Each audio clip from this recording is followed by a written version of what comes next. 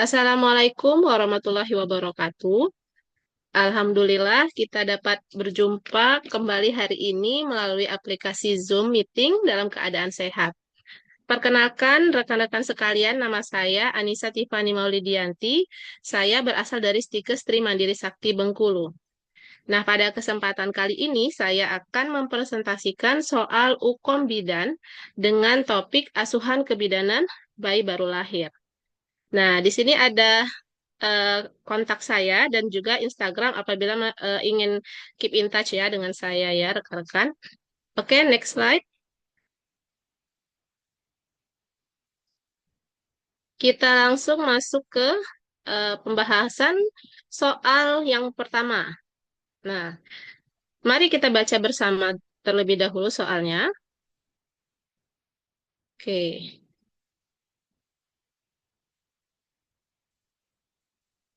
Bayi baru lahir di rumah sakit 5 jam yang lalu dengan tindakan vakum, berjenis kelamin laki-laki, dengan berat badan lahir 3.500 gram, panjang badan 49 cm, lingkar kepala 37 cm, saat lahir menangis kuat, gerakan aktif, warna kulit merah, hasil pemeriksaan didapatkan teraba benjolan pada kepala melintasi garis sutura, dan teraba lunak serta berisi cairan.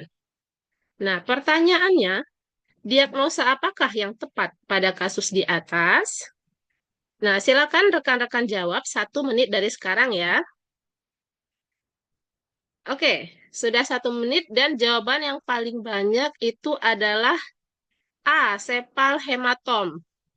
Baik, kata kunci yang harus kita pahami rekan-rekan. Yang pertama adalah informasi umum.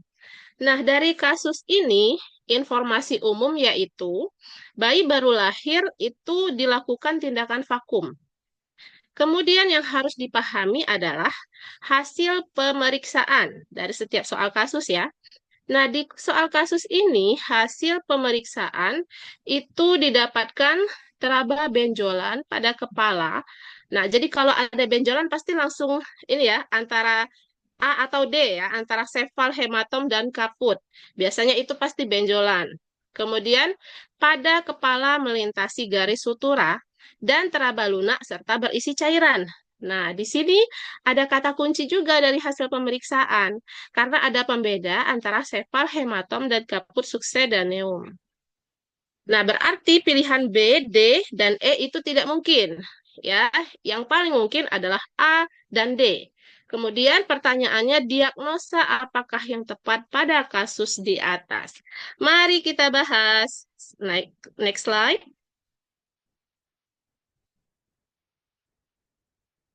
Nah, jawaban yang tepat adalah kaput succedaneum.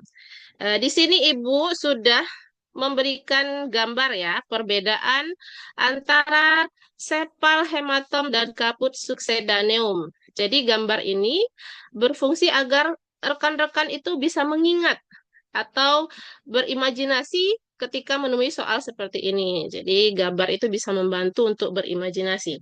Mari kita lihat perbedaannya. Kaput succedaneum adalah pembekakan kulit kepala pada bayi baru lahir. Hal ini paling sering disebabkan oleh tekanan dari rahim atau dinding vagina selama proses persalinan.